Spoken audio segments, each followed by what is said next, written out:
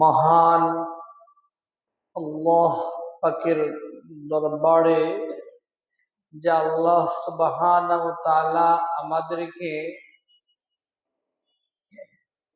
বিভিন্ন প্রকারের কাজ কাম থেকে ফারেক করে আল্লাহ সুবহানাহু ওয়া তাআলার রহমতের চাদর দ্বারা বেষ্টন করে আল্লাহ সুবহানাহু ওয়া তাআলার ঘর, ইবাদতের ঘর, মসজিদে আসার বসার ইবাদত করার তৌফিক দান করেছেন। এজন্য আমরা সবাই জবান খুলে আওয়াজ করে কালিমাতুশ শুকর আদায় করি, বলি আলহামদুলিল্লাহ।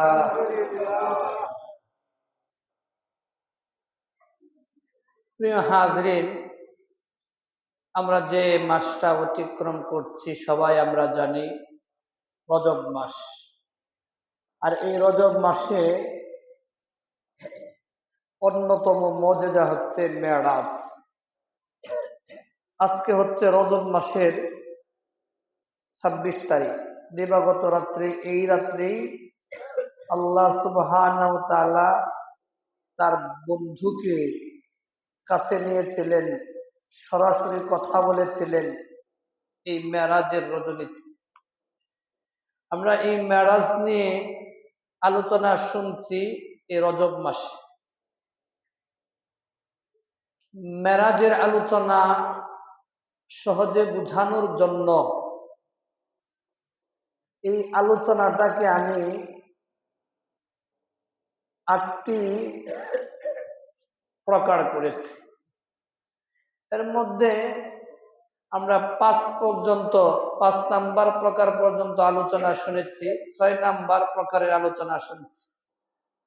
আজকে এখানে শেষ করতে হবে, কারণ হচ্ছে সামনে মাস যেটা আসছে শাবান মাস, শাবান মাসের আমল নিয়ে কথা বলবো। আল্লাহ যদি আমাদেরকে হায়াতে বাঁচিয়ে রাখেন, আগামী বছর এখান থেকে শুরু হবে ইনশাআল্লাহ, যেখানে আমরা থেমে যাব। 6 নাম্বার প্রকার হচ্ছে মেরাজটা কিভাবে সম্পূর্ণ হয়েছিল, কিভাবে হয়েছিল এর ইতিহাস। আমরা পূর্বের আলোচনায় শুনেছি মেরাজটা সম্পূর্ণ হয়েছিল, সংঘটিত হয়েছিল 5টি বাহনের মাধ্যমে। 1 নাম্বার বাহন হলো বুরাক। মসজিদে হারাম থেকে মসজিদে আকসা পর্যন্ত যে ভ্রমণটা হয়েছিল এটাকে বলা হয় ইসরা। আর এটা কুরআন শরীফে আল্লাহ সূরা বনী ইসরাঈলের 1 নাম্বার আয়াতে বলেন, লাইলাম মিনাল মাসজিদিল হারামি ইলাল মাসজিদিল আকসা। আমি আমার বন্ধুকে মসজিদে হারাম থেকে মসজিদে আকসা পর্যন্ত ভ্রমণ করালাম। আর এটাকে যদি কেউ অস্বীকার করে সে মুসলমানের কাতারে থাকবে না, বের হয়ে যাবে। এই ভ্রমণটা নিয়ে আমরা আলোচনা শুনছি। এই যে ভ্রমণ করেছিলেন, ওই জায়গার মধ্যে আল্লাহর রাসূল সাল্লাল্লাহু আলাইহি সাল্লাম কিছু নিদর্শন দেখেছিলেন। এর নিদর্শনের মধ্যে জাহান্নামের নিদর্শনও তিনি দেখেছিলেন। এই জাহান্নামের নিদর্শনের 10টা নিদর্শনের আলোচনা আমরা শুরু করেছি, শুনছি। 1 নাম্বার কি, যে বুড়াকে যখন সওয়ার হলেন, আরোহণ করলেন, বুরাকের প্রথমে উঠলেন জিব্রাইল আলাইহিস সালাম, মাঝখানে হলেন রাহমাতুল লিল আলামিন, পিছনে হলেন মিকাইল আলাইহিস সালাম, এইভাবে সর হচ্ছে। যখন তিনি অগ্রসর হলেন তখন তিনি একদলের লোকের পাশ দিয়ে গেলেন, দেখলেন ওই সমস্ত লোক তারা বড় বড় নখ দিয়া শরীরের মধ্যে শরীরে ক্ষত বিক্ষত করছে, আশ্রাচ্ছে, আর টপ টপ করে জমিনের মধ্যে রক্ত পড়ছে। আল্লাহ রাসূল জিজ্ঞাসা করলেন, ওগো ভাই জিব্রাইল, এদের এত কষ্ট কেন? আল্লাহ রাসূল এই প্রশ্ন করার পরে জিব্রাইল আলাইহিস সালাম বললেন, এরা হচ্ছে গীবত করত, মানুষের দুশ্চর্চা করত। এটা আলোচনা তো শুনেছি, এই জন্য এটা বেশি লম্বা করব। শুরু 2 নাম্বার নিদর্শন, তিনি আরেকটু অগ্রসর হলেন, দেখলেন যে সুদখোরের কি শাস্তি, এটা দেখলেন। এই 2 পর্যন্ত আলোচনা আমরা গত জুমায় শুনেছি। 3 নাম্বার থেকে আমরা শুনি। আল্লাহ রাসূল সাল্লাল্লাহু আলাইহি সাল্লাম যখন আরেকটু অগ্রসর হলেন, আরেকটু অগ্রসর হইয়া তিনি দেখেন যে একদল লোককে বড় বড় পাথর দিয়া মাথার মধ্যে আঘাত করছে। এই পাথরের আঘাতে মাথাটা চূর্ণ বিচূর্ণ হয়ে যাচ্ছে, তেতলিয়ে যাচ্ছে। এই দৃশ্যটা যখন রাহমাতুল লিল আলামিন তিনি দেখলেন, দেখার পরে রাহমাতুল লিল আলামিন জিব্রাইল আলাইহিস সালামকে প্রশ্ন করলেন, ও ভাই জিব্রাইল, এরা কারা গো? এদের এত কষ্ট কেন? এদের কি শাস্তি, এত শাস্তি কেন? এরা কি অপরাধ করেছে? জিব্রাইল আলাইহিস সালাম এর জবাবে তিনি বলেন, ওগো আল্লাহর রাসূল, এরা হলো ওই সমস্ত লোক যারা নামাজের মধ্যে ফাঁকি দিত, নামাজ ঠিক মতো আদায় করতো না। এখন বলেন, আমরা যে এই মসজিদে আসছি, কতগুলো মানুষ নামাজ আসে নাই? জুমার দিনে যদি আসতো, এরকম মসজিদ আর কয়েকটা লাগতো, ঠিক নেবে? ঠিক। কাম নাই, কাজ নাই, অলসতা করে ঘুমাচ্ছে, নাহলে টিভির সামনে বা বসে দিচ্ছে। ওই সমস্ত লোককে এই শাস্তি দেওয়া হবে, নাউজুবিল্লাহ বলে। ওই সমস্ত লোক কোনো উজর ছাড়া, কোনো অসুস্থ ছাড়া যদি তারা এই কাজ করে, তাদেরকে এই পরিমাণ শাস্তি দেওয়া হবে। এজন্য আল্লাহ সুবহানাহু ওয়া তাআলা নামাজীদের ব্যাপারে আয়াত নাজিল করে বলেন, সূরা মাউনের 4 নম্বর আয়াতে বলেন, ফাওয়াইলুল লিল মুসাল্লিন, নামাজীদের জন্য রয়েছে ওয়াইলুন নামক জাহান্নাম, নামাজীদের জন্য রয়েছে দুঃসংবাদ, নামাজীদের জন্য রয়েছে খারাপ খবর। নাউজুবিল্লাহ বলি। নামাজীদের জন্য দুঃসংবাদ রয়েছে। ওয়াইলুন নামক ওই আয়াতের ব্যাখ্যায় আব্দুল্লাহ ইবনে আব্বাস রাদিয়াল্লাহু তাআলা আনহু তিনি বলেন যে ওয়াইলুন হচ্ছে একটা জাহান্নামের ঘাঁটি। ওই ঘাঁটিটা, এটার আগুন এত তেজস্বী আর এত ফখর, এত তেজ আর এত গরম, তার চারপাশে যে জাহান্নাম গুলো আছে রে ভাই, ওইগুলো আল্লাহর কাছে 400 বার পানা চায়। ওগো আল্লাহ, ওগো আরশের মালিক আল্লাহ, ওই জাহান্নামটাকে আমরা থেকে দূরে সরাইয়া নাও। নাউজুবিল্লাহ বলি, দূরে বলি নাউজুবিল্লাহ। আমরা আছে না, আমাদের বাড়ির পাশে যদি কোনো গান বাজনা একজন খারাপ লোক পড়ে, তা আমরা কিবা আল্লাহর কাছে পানা চাই। ও ঠিক তেমনি অন্য অন্য জাহান্নামীরা দৈনিক আল্লাহর কাছে 400 বার আল্লাহর কাছে পানা চায়, দূরে সরাও, দূরে সরাও। আর ওইটার মধ্যেই ফেলানো হবে ওই সমস্ত নামাজিদেরকে যারা নামাজের ব্যাপারে গাফেল, যারা অহংকার আলেম, লোক দেখানো দান সৎকা করে নাম কামানোর জন্য। ওই ব্যাখ্যা ছিল আমাদের মূল আলোচনায় যেতে হবে। তো ও নামাজের মধ্যে নামাজিদের জন্য ওই জাহান্নামটা কিরকম নামাজি, এরপরে আয়াতে বলেন আল্লাযীনা হুম আন সালাতিহিম সাহুন, ওই সমস্ত নামাজি যারা নামাজের ব্যাপারে উদাসীন, অমনোযোগী। ও এই আয়াতের অনেক ব্যাখ্যা, দুইটা ব্যাখ্যার কথা আমি আপনাদের সামনে পেশ করব।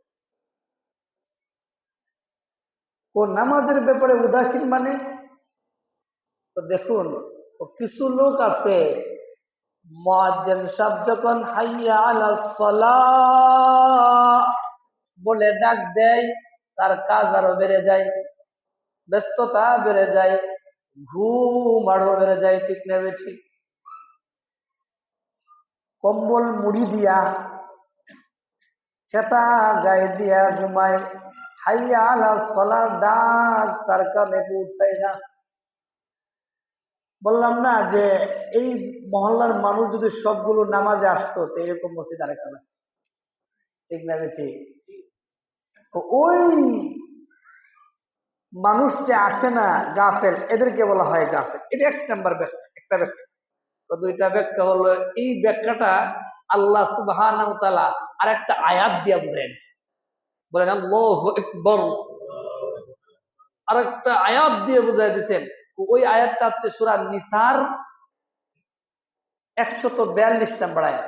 ওই আয়াতের মধ্যে আল্লাহ সুবহানাহু ওয়া তাআলা বলেন وَإِذَا قَامُوا إِلَى الصَّلَاةِ قَامُوا كُسَالَى, যখন তারা নামাজে দাঁড়ায় তখন বোঝা যায় নামাজের মধ্যে খেলা করছে। যখন তারা নামাজে দাঁড়ায় কে কি করছে এটা দিকে সে লক্ষ্য। গল্প বলি, যখন وَإِذَا قَامُوا إِلَى الصَّلَاةِ قَامُوا كُسَالَى, যখন সে নামাজে দাঁড়ায় অলসতার সাথে দাঁড়ায়, অলসতা নিয়ে দাঁড়ায়, মনোযোগী নাই, অমনোযোগী। নামাজ যে পড়ছে এটার প্রতি তার খেয়াল নাই। কিরকম? তো দেখুন, গ্রামের একটা গল্প বলি যে বিদ্যুৎ গেছে গ্রামে এবং মসজিদে নামাজ পড়ছে, নামাজ পড়ার সময় বিদ্যুৎ চলে গেছে। নামাজে দাঁড়িয়া ওই লোকটা বলে এই গেছে, নামাজ হবে? জানলা দিয়ে দাঁড়ায়, দাঁড়ায় দেয়, মুখে যখন থুতু আসে তখন নামাজ বাহিরে থুতু ফেলায় নামাজে দাঁড়াইয়া। এখন তো আরো ডিজিটাল আসছে, নামাজে দাঁড়াইয়া দাঁড়াইয়া কোরআন তেলাওয়াত পড়ে, মোবাইল দেখে, এরকমও এখন আসছে। এটাই বলেন وَإِذَا قَامُوا إِلَى الصَّلَاةِ قَامُوا كُسَالَى, যখন তারা নামাজে দাঁড়ায় নামাজের মধ্যে তারা অলসতার সাথে দাঁড়ায়। 2 নাম্বার ব্যাখ্যা। দেখেন সাহাবায়ে কেরাম কেমনে নামাজ পড়ছে, আল্লাহু আকবার। এই ব্যাপারে হাদিস আসছে, মুয়াত্তা মালিক একটা কিতাব আছে, এই মুয়াত্তা মালিকের 215 নাম্বার হাদিস। ওই হাদিসটা তালহা রাদিয়াল্লাহু তাআলা আনহুর ব্যাপারে। এই হাদিসটা তালহা রাদিয়াল্লাহু তাআলার একটা খেজুরের বাগান ছিল, আর বাগানটা ছিল খুব ঘন ঘন। তিনি নামাজে দাঁড়াইছে, নামাজে দাঁড়ানোর পরে একটা দ্রুত হুট করে একটা পাখি আইসা প্রবেশ করছে। প্রবেশ করার পরে ওই পাখিটা উড়াউড়ি করছে, রাস্তা খুঁজে পাচ্ছে না, কোন দিক দিয়ে বের হবে খুঁজে পাচ্ছে। তো ওই দৃশ্যটা দেখার জন্য তার দৃষ্টিটা এই দিকে চলে গেছে, যার কত রাকাত নামাজ পড়ছে তার ভুলে গেছে। ভুলে যাওয়ার পরে তিনি ভাই এই সম্পদ তো আমাকে পরীক্ষা করছে, যে সম্পদ আমার নামাজকে নষ্ট করে দেয়, যে সম্পদ আমি কয় রাকাত নামাজ পড়ছি এটা আমার মনে থাকে না, এই সম্পদ আমি রাখবো না। রাহমাতুল লিল আলামিনের কাছে গিয়া বলে, ওগো রাহমাতুল লিল আলামিন, এই নিয়ে যান আমার সম্পদ, এই সম্পদ আমার দরকার নাই, এই বাগান আমার দরকার নাই, আল্লাহর রাস্তায় আপনি এই বাগান ব্যয় করে দেন। কেন? ওই বাগানের জন্য আজকে আমি কয় রাকাত নামাজ পড়ছি যে মনে নেই। আর এই কথাটাই আল্লাহ সুবহানাহু ওয়া তাআলা বলেন সূরা বাকারা 13 নম্বর আয়াতে, আমিনু কামা আমানান নাস, তোমরা ঈমান আনো যেমনে ভাবে আমার সাহাবায়ে কেরাম ঈমান আনছে। তোমরা নামাজ পড়ো ঠিক তেমনি ভাবে পড়ো যেমনি ভাবে আমার সাহাবায়ে কেরাম নামাজ পড়ছে, তাহলে তোমরা খাঁটি নামাজি হইতে পারবা।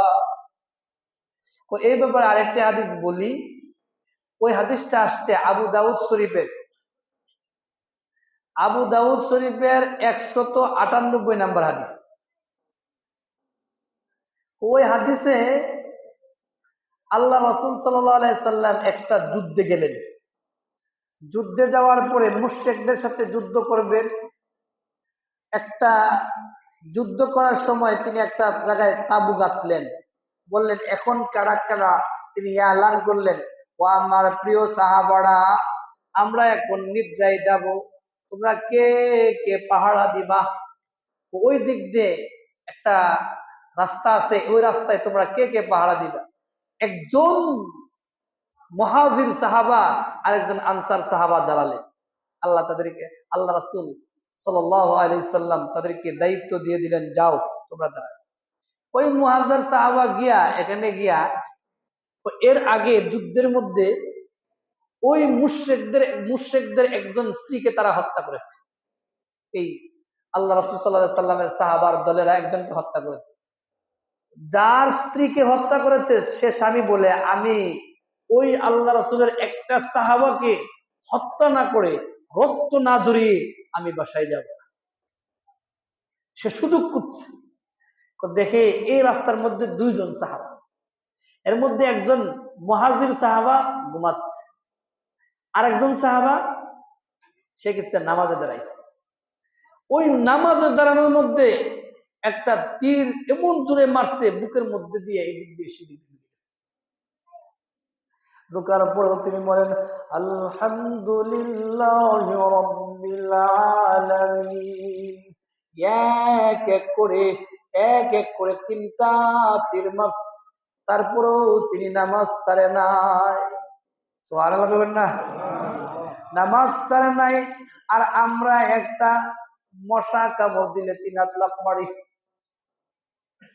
ওই তিনটা তীর বিদ্ধ হওয়ার পরে, আমি কথা বানিয়ে বলছি না, আপনারা দেখেন আবু দাউদ শরীফের 1098 নম্বর হাদিস। ওই তীরটা বিদ্ধ হওয়ার পরে, তিনটা তীর বিদ্ধ হওয়ার পরে নামাজ শেষ করলেন। শেষ করার পরে তিনি ওই মুহাজির সাহাবাকে ডাক দিলেন। মুহাজির সাহাবা দেখলেন শরীর থেকে রক্ত পড়ছে, আর বলছে, ওগো সাহাবা, ও আমার ভাই, তোমার শরীর থেকে রক্ত পড়ছে, তুমি আমাকে কেন জাগ্রত করলে না? আমি নামাজ কেন তুমি ছাড়লে না? আমি যখন রবকে ডাকি, যখন আমি কোরআনের তেলাওয়াত করি, আলহামদুলিল্লাহি রাব্বিল আলামিন, আমি এত স্বাদ পেয়েছি, আমার নামাজ ছাড়তে মন চায় না। সুবহানাল্লাহ বলেন। আমি নামাজ কেমনে ছাড়বো? নামাজ ছাড়তে আমার মন চায় না। ওইটা হচ্ছে আমাদের সাহাবায়ে কেরামের নামাজ। আর আপনার নামাজ দেখেন মিলান কত ব্যবধান হয়ে যায়। আর এই কথাটাই আল্লাহ সুবহানাহু ওয়া তাআলা সূরা বাকারা 13 নম্বর আয়াতে বলেন, আমিনু কামা আমানান নাস, ঈমান আনো গো আমার সাহাবায়ে কেরামের মতো করে তোমরা ঈমান আনো। আরেকটি হাদিস বলি, ওই হাদিসটা আসছে বুখারী শরীফের 1223 নম্বর হাদিস। তালহা রাদিয়াল্লাহু তাআলা একটা বাহিরে গেলেন কাজের জন্য। ঘরে আসলে বাহির থেকে যখন বাহিরে গেলেন, ঘরে আসছেন, ছেলে কি করছে? মারা গেছে। ছেলে মারা গেছে। বিবি কেমন শক্ত, কেমন আল্লাহওয়ালা, কেমন ইমানদার দেখেন। ওই বিবি কি করছে, যে অনেক দূর থেকে আসছে, তিনি সফর করে আসছে, কষ্ট পাবে না, এই জন্য ছেলেকে গোসল করাইয়া একটা জায়গায় রেখে দিচ্ছে। স্বামী আসছে, কথাবার্তা বলছে, কথাবার্তা বলার পরে স্বামী যখন প্রশ্ন করলো আমার ছেলে কোথায়, বসে শান্তির ঘুম দিয়েছে, বলেন সুবহানাল্লাহ। ও শান্তির ঘুম দিয়েছে, ও শান্তির ঘুম দিয়েছে। সকাল যখন হলো, ফজরের নামাজ হলো এবং তালহা রাদিয়াল্লাহু তাআলা আনহু গোসল করলো। এরপরে বললেন আপনার ছেলে তো দুনিয়া থেকে বিদায় নিয়ে গেছে, সারা রাত বলে নাই। এরপরে তিনি করলেন না, আমি যেহেতু মারাই গেছে, আমি ফজরের নামাজ জামাতের সাথে গিয়া পড়বো। সুবহানাল্লাহ বলেন। রাহমাতুল লিল আলামিন এর পিছনে গিয়ে আমি ফজরের নামাজটা পড়বো। ফজরের নামাজ পড়ার পরে আল্লাহর রাসূল সাল্লাল্লাহু আলাইহি সাল্লামকে বললেন, ওগো আল্লাহর রাসূল, আমার ছেলে তো দুনিয়া থেকে বিদায় নিয়ে গেছে, এই কাহিনী, এই ঘটনা। রাহমাতুল লিল আলামিন দুইটা হাত তুলে তালহা রাদিয়াল্লাহু তাআলা আনহুর জন্য দোয়া করলেন। আর ওই তালহা রাদিয়াল্লাহু তাআলা আনহুর 9টা সন্তান হয়েছিল রে ভাই, আর 9টাই কুরআনে হাফেজ হয়েছিল, বলেন সুবহানাল্লাহ। ওই তালহা রাদিয়াল্লাহু তাআলা আনহুর ব্যাপারে আরো হাদিস আছে।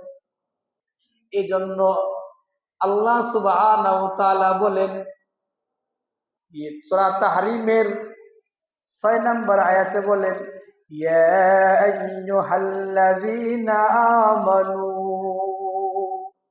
ও আমার ঈমানদার বন্ধুরা, আমি তোমাদেরকে ভালোবেসে মহব্বত করে আমি রব তোমাদেরকে বলছি, কু আনফুসাকুম ওয়া আহলিকুম নারা, জাহান্নামের আগুন থেকে বাঁচো, নিজেও বাঁচো, পরিবার পরিজনদেরকে বাঁচাও, আহালদেরকেও তুমি বাঁচাও।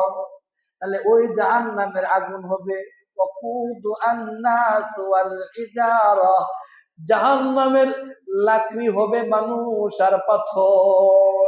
দুনিয়ার আগুন তুমি সহ্য করতে পারো না, জাহান্নামের আগুন কেমনে তুমি সহ্য করবা?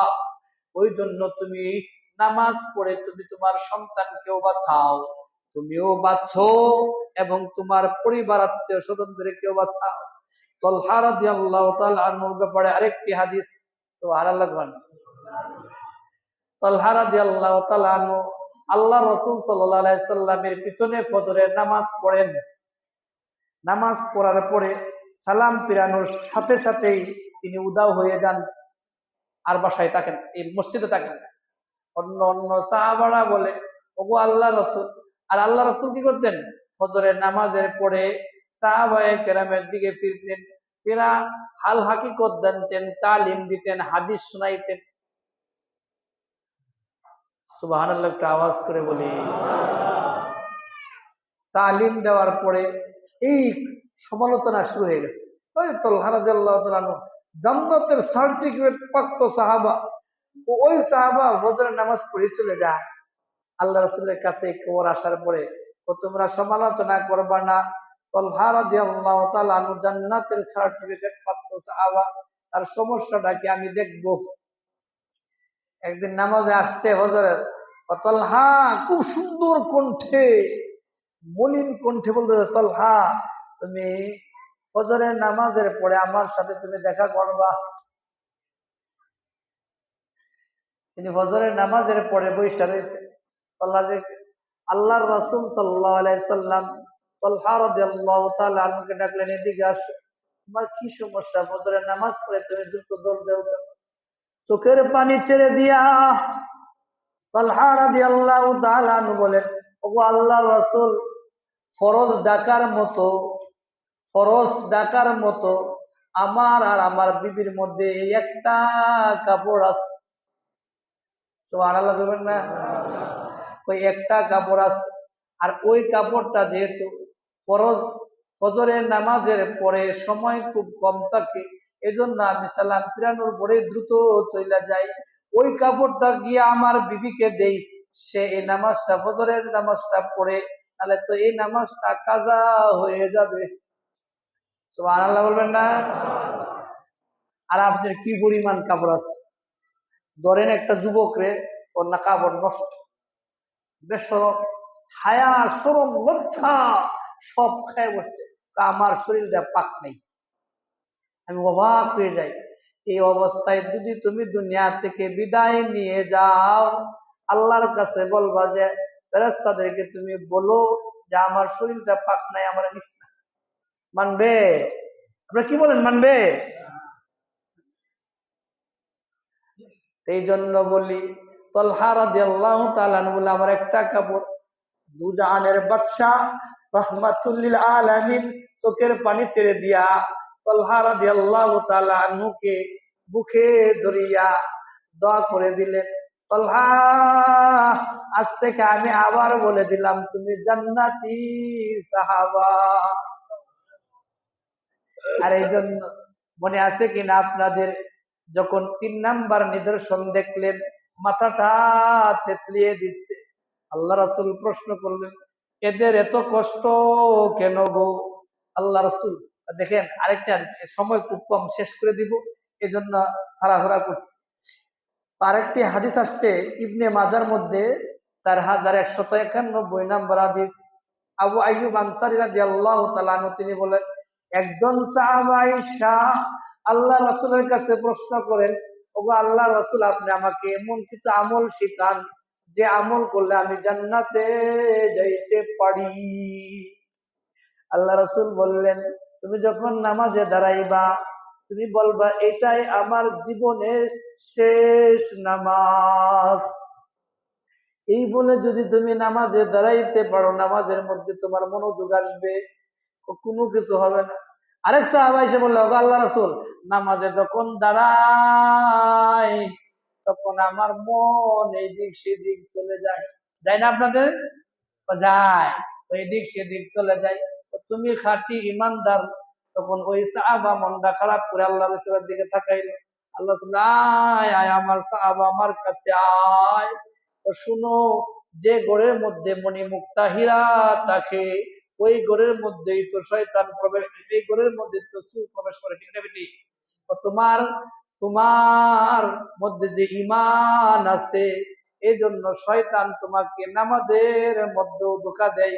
তুমি নামাজে দাঁড়াইয়া যদি বলতে পারো আমি না নামাজে দাঁড়াইছি, আমি না আল্লাহর গোলামি করছি, এই কথাটা যদি মনে করো, যুদ্ধ করলে যে পরিমাণ সওয়াব পাইতা, সওয়াব মিলতো, এর চেয়ে বেশি সওয়াব মিলবে তুমি যদি মনটাকে এভাবে ফিরিয়ে আনতে পারো। বলে সুবহানাল্লাহ। ওই যে আল্লাহ রাসূল সাল্লাল্লাহু আলাইহি সাল্লাম বললেন, ওই যে মাথা তেতলানো হচ্ছে, এই শাস্তি কতদিন পর্যন্ত চলবে গো? জিবরাইল আলাইহিস সালাম বললেন, ওই শাস্তি কিয়ামত পর্যন্ত চলবে। 3 নাম্বার নিদর্শন। আরেকটু অগ্রসর হলেন, আরেকটু অগ্রসর হইয়া দেখলেন দুইটা ডেকচি আনা হচ্ছে। দুইটা ডেকচি, একটার মধ্যে কাঁচা গোস্ত আর একটার মধ্যে পাকানো গোস্ত। কাঁচা গোস্ত এক দল নারী পুরুষ তারা খাচ্ছে, ওই নারী পুরুষ একদল কাঁচা গোস্ত ভক্ষণ করছেন, আর এটার গন্ধে ওই এলাকায় টিকা যাচ্ছে না, থাকা যাচ্ছে না। আল্লাহ রাসূল সাল্লাল্লাহু আলাইহি সাল্লাম বললেন, ও ভাই জিবরাইল, এরা কারা গো? এদের এত কষ্ট কেন গো? এরা হচ্ছে ওই সমস্ত নারী পুরুষ যারা পরকিয়া করত। পত্র পত্রিকায় তাকাইয়া দেখেন, সমাজের মধ্যে দেখেন, মোবাইল আসার কারণে পরকিয়া কেমনে বেড়ে গেছে, ঠিক না বেঠে? আরো ব্যাখ্যা ছিল, আরো কথা ছিল, শর্ট করে ফেললাম। এরপর আল্লাহ রাসূল আরেকটু অগ্রসর হলেন, আরেকটু অগ্রসর হইয়া দেখেন একটা গর্ত, এই গর্তের মধ্যে শুধু খালি নারী, ওই নারীদেরকে স্তনের মধ্যে বেঁধে ঝুলিয়ে রাখা হচ্ছে, আর নিচ দিয়ে দাও দাও করে আগুন জ্বলছে, আর বিষাক্ত সাপ তাদের মধ্যস্থানে কামড়াচ্ছে। আল্লাহ রাসূল এই দৃশ্যটা দেখার পরে আল্লাহ রাসূল জিবরাইল আমিনকে প্রশ্ন করলেন, ও ভাই জিবরাইল, এদের এত কষ্ট কেন? এদের এত কষ্ট করে, এরা কি শাস্তি করে, এরা কি অপরাধ করেছে? জিবরাইল আলাইহিস সালাম বলেন, ও আল্লাহ রাসূল, তারা হচ্ছে জিনাকুর, তারা যে জিনা করত, সমাজের মধ্যে সমাজটাকে নষ্ট করতে, যুবক ছেলেদেরকে নষ্ট করছে, এই জিনাকুর। এদের জন্য এই শাস্তি। এটাও ব্যাখ্যা ছিল। এই জন্য আল্লাহ সুবহানাহু ওয়া তাআলা সূরা বনী ইসরাঈলের ৩২ নম্বর আয়াতে বলেন, ওয়ালা তাকরাবুজ জিনা ইন্নাহু কানা ফাহিশাতাও ওয়া সাআ সাবিলা। তোমরা জিনার কাছেও যাইবা না, কথাও বলবা না, এমন কি তোমরা জিনার কাছেও যাইবা না। ৬,০০০ বুখারী শরীফের ৬,৬২২ নম্বর হাদিস। ওই হাদিসের মধ্যে চোখের জিনা হচ্ছে দেখা, জবানের জিনা হচ্ছে কথা বলা, হাতের জিনা হচ্ছে স্পর্শ করা। যদি কেউ জিনা করে তার দুনিয়াতে বরকত সব আল্লাহ নষ্ট করে দেন। নাউযুবিল্লাহ। ৫-৬ নাম্বার নিদর্শন, আল্লাহ রাসূল অগ্রসর হয়ে দেন। একদল লোক লাকড়ি জমা করতে করতে রশি দিয়ে বেঁধে বুঝা বানাচ্ছে, এটা মাথায় উঠানোর চেষ্টা করছে, মাথায় উঠাতে পারে না। আল্লাহ রাসূল প্রশ্ন করলেন, ও ভাই জিব্রাইল, এদের এত কষ্ট করে এদের কি হয়েছে? ওরা হচ্ছে দায়িত্বপ্রাপ্ত মানুষ, দায়িত্ব পাওয়ার পরে তারা দায়িত্ব ভালোভাবে পালন করে নাই, আরো দায়িত্ব নিছে, এবং না যারা এরা হচ্ছে এই সমস্ত মানুষ, তারা হক আদায় করে না। দেখেন বর্তমান সমাজে বোন এর সম্পদ দিতে গিয়া মানুষ কত বিরক্ত হয়, ঠিক না? এই ব্যাপারে আরো কথা ছিল, শেষ ৬ নাম্বার নিদর্শন। ৭ নাম্বার নিদর্শন, আল্লাহ রাসূল সাল্লাল্লাহু আলাইহি সাল্লাম সামনে আরেকটু অগ্রসর হলেন। অগ্রসর হওয়ার পরে তিনি দেখলেন একদল লোককে করাত দেয়া গাল কাটা হচ্ছে, আর পূর্বের ন্যায় হয়ে যাচ্ছে। আল্লাহ রাসূল প্রশ্ন করলেন, ও ভাই জিব্রাইল, এরা কারা গো? এরা এদের কষ্ট কেন? এরা কি হয়েছে? এরা হচ্ছে ওই সমস্ত লোক যারা মিথ্যা কথা বলতো আর মিথ্যা প্রচার প্রচারণা করতো। যেমন মিডিয়া দেখবেন কত গুজব মোবাইলে ফেসবুকে ছাড়ায়, ঠিক না? তো এরকম এদের শাস্তি কতদিন পর্যন্ত চলবে? কিয়ামত পর্যন্ত চলবে। এটা হচ্ছে ৭ নাম্বার নিদর্শন। আল্লাহ রাসূল সামনে আরেকটু অগ্রসর হলেন। অগ্রসর হয়ে একদল লোকের জিহ্বা টেনে টেনে আগুনের কাছে দ্বারা কেটা হচ্ছে। আল্লাহ রাসূল প্রশ্ন করলেন, ও ভাই জিব্রাইল, এরা কারা গো? এদের জিহ্বা কেন আগুনের কাছে দ্বারা কাটা হচ্ছে? জিব্রাইল আলাইহিস সালাম বলেন, ইয়াকুলুনা মা লা ইয়াফআলুন। এটা সূরা শুআরা ২২৬ নম্বর আয়াতে বলেন যে ভালো ভালো কথা বলতো, বক্তা ছিল, কিন্তু নিজের আমলের বেলায় সে করতো না। এটা হচ্ছে বক্তা, কিন্তু নিজের আমলের বেলায় এই আমলগুলো সে করতো না। এই জন্য আল্লাহ তাকে এরকম করছে। কতদিন পর্যন্ত চলবে? কিয়ামত পর্যন্ত চলবে। সামনে আরেকটু অগ্রসর হলেন। অগ্রসর হওয়ার পরে তিনি দেখলেন যে গন্ধ, এত গন্ধ আসছে। জিব্রাইল আলাইহিস সালামকে প্রশ্ন করলেন, ও ভাই জিব্রাইল, ওই গন্ধ কোত্থেকে আসছে? ওটা জাহান্নামের গন্ধ। সামনে এটা হচ্ছে ৯ নাম্বার নিদর্শন। ১০ নাম্বার নিদর্শন, আরেকটু অগ্রসর হলেন, ওই দেখি এত সুন্দর সুঘ্রাণ, হিমেল হাওয়া আসছে। আল্লাহ রাসূল সাল্লাল্লাহু আলাইহি সাল্লাম প্রশ্ন করলেন, ও ভাই জিব্রাইল, কত সুন্দর সুঘ্রাণ এবং হিমেল হাওয়া কোত্থেকে আসছে? জান্নাত থেকে আসছে। বলেন সুবহানাল্লাহ। এই জায়গায় একটা কথা বলি, কিন্তু অত লম্বা কথা তো বলা যাবে না, এই জন্য বলি। ওই হাদিসটা আসছে বুখারী শরীফের ৫,১৯৬ নম্বর হাদিস। আল্লাহ রাসূল সাল্লাল্লাহু আলাইহি সাল্লাম বলেন, আমি যখন সিদরাতুল মুনতাহায় গেলাম, জান্নাতটা উঁকি মাইরা দেখি, ওই জান্নাতের মধ্যে গরিব মানুষ বেশি। তার জান্নাতটার মধ্যে গরিব, আমি বানায় বলি নাই, বুখারী শরীফের ৫,১৯৬ নম্বর হাদিস দেখি। এবং দেখি বড় লোক যারা আছে তাদেরকে আটকায় রাখা হয়েছে, তাদের ফায়সালা পরে হবে। বললেন সুবহানাল্লাহ। ওই যখন এই দৃশ্যটা দেখলাম, তারপরে আল্লাহ রাসূল সাল্লাল্লাহু আলাইহি সাল্লাম, আমি একটা মসজিদে নামলাম। ওই মসজিদটাই হচ্ছে মসজিদে আকসা।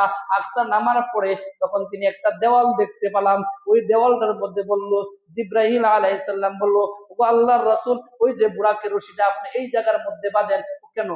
যত নবী আসছে সবাই এই জায়গার মধ্যে বুরাকটা নিয়ে রশিদে বাঁধছে, আর এই রশিটা বান্ধা সকল নবীর সুন্নাহ। বলেন সুবহানাল্লাহ। বান্দার পরে আমি যখন মসজিদে হারামে ঢুকলাম, দেখি মসজিদটা ভরা মানুষ। দেখলাম আইসুর বলে সবাই আমার জন্য অপেক্ষা করছে। দেখেন মুফাসসির কারকরা বলেন, ইমাম সাহেবের সুপার পাওয়ার আছে, ও কয়েক মিনিট নামাজের জন্য অপেক্ষা করা, এটাও নবীর সুন্নাহ। বলেন সুবহানাল্লাহ। ও সবাই অপেক্ষা করছে, আমাকে টান দিয়া জিব্রাইল আলাইহিস সালাম সামনে নিয়ে গেলেন যে আপনি নামাজ পড়ান। 2 রাকাত নামাজ পড়ানোর পরে বের হলাম। বের হওয়ার পরে জিব্রাইল আলাইহিস সালাম বলেন, কারা আপনার ভিতরে নামাজ পড়েছে জানেন? না, আমি জানি না। এরা হচ্ছে প্রত্যেকেই মতান্তরে 1,24,000, 2 লক্ষ মতান্তরে 2,24,000 নবী রাসূল যারা আল্লাহ সুবহানাহু ওয়া তাআলা কত নবী রাসূল পাঠাইছেন আল্লাহু আলাম, আল্লাহই ভালো জানেন। সবাই আপনার পিছনে লক্ষ লক্ষ ফেরেশতা আপনার পিছনে নামাজ পড়েছে। এই জন্য রাহমাতুল লিল আলামিনকে বলা হয় ইমামুল মুরসালিন, সকল নবী রাসূলদের ইমাম। এরপরে তাকে সামনে আনা হলো, আনার পরে 3টা জিনিস দেওয়া হলো, একটা পানির পাত্র, একটা দুধের পাত্র, একটা মদের পাত্র। আল্লাহ রাসূল সাল্লাল্লাহু আলাইহি সাল্লাম দুধের পাত্রটা গ্রহণ করলেন, বলে আল্লাহ রাসূল আপনি তো ফিতরাতটাই গ্রহণ করেছেন, আপনি যদি মদ গ্রহণ করতেন তাহলে আপনার এই সমস্ত উম্মত ধ্বংসপ্রাপ্ত হয়ে যাইত। এরপরে দেখি মসজিদের একটা কোনারায় কিনায় একটা সংবর্ধনা অনুষ্ঠান দেওয়া হচ্ছে, আর এটার মেইন হচ্ছে আদম আলাইহিস সালাম এবং ইব্রাহিম আলাইহিস সালাম। সবাই ভাষণ দিচ্ছেন। আদম আলাইহিস সালাম সূচনা বক্তব্য দিলেন, সমাপনী বক্তব্য দিলেন ইব্রাহিম আলাইহিস সালাম। এখন বললো যে আপনাদের সামনে আমার সন্তান, আমাদের নেক নবী, নেককার নবী ভাষণ দিবেন, হযরত মুহাম্মদ মুস্তাফা সাল্লাল্লাহু আলাইহি সাল্লাম। হযরত মুহাম্মদ মুস্তাফা সাল্লাল্লাহু আলাইহি সাল্লাম ভাষণ দেওয়ার পরে হযরত মুহাম্মদ মুস্তাফা সাল্লাল্লাহু আলাইহি সাল্লাম যখন ভাষণ দিলেন, তখন ইব্রাহিম আলাইহিস সালাম দাঁড়িয়ে বললেন যে আমরা যেটাকে বলি সাইয়্যিদুল মুরসালিন, কেন বলে জানেন? এই যে তার ভাষণে বোঝা যায় সে কত অগ্রগামী হয়ে গেছে আমাদের থেকে। বলে সুবহানাল্লাহ। এখন এখান থেকে পরে কি আনা হলো জানেন? এখান থেকে বাদে সিঁড়ি, শীতের প্রথম আসমান, দ্বিতীয় আসমান, তৃতীয় আসমান, চতুর্থ আসমান, পঞ্চম আসমান, ষষ্ঠ আসমান, সপ্তম আসমান পাড়ি দিয়া সিদরাতুল মুনতাহা, সিদরাতুল মুনতাহা থেকে আরশে আজিম, আরশে আজিম থেকে আয়েশা বললেন ওখানে জায়গা মতো মক্কা মুকাররমায় আসলে। এখানে আরো 2 মাস লাগবে এই আলোচনা করতে। এজন্য আমরা যদি আমাদেরকে যে আলোচনা করলাম এটার উপরে আমাদের আমল করার তৌফিক দান করুন, সেগুলো বলে আমিন। এজন্য আমি বলবো যে ওই আলোচনা যদি আমাদেরকে আল্লাহ বাঁচিয়ে রাখেন, আগামী বছর এখান থেকেই শুরু করব। এই সিঁড়ি, এই একটা 5টা বাহন ছিল মেরাজের, এর মানে একটা বাহন হচ্ছে বুড়া, আর একটা বাহন হচ্ছে সিঁড়ি, সিঁড়িতে এখন শুরু হবে।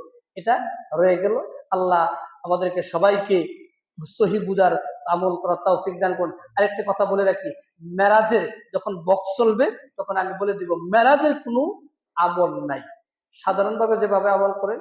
আর এই মেরাজ যাদের সব এই যে এটাও তো অনেক নিয়ে মতান্তর আছে, ইখতিলাফ আছে, এবং মেরাজের কোনো রোজা নাই, কোনো নামাজ নাই, সাধারণভাবে যেভাবে পড়ে। তাহলে আমাদেরকে সবাইকে সহি বুঝ দান করুন, আমিন। আমরা যারা সুন্নত পড়ি নাই সেটা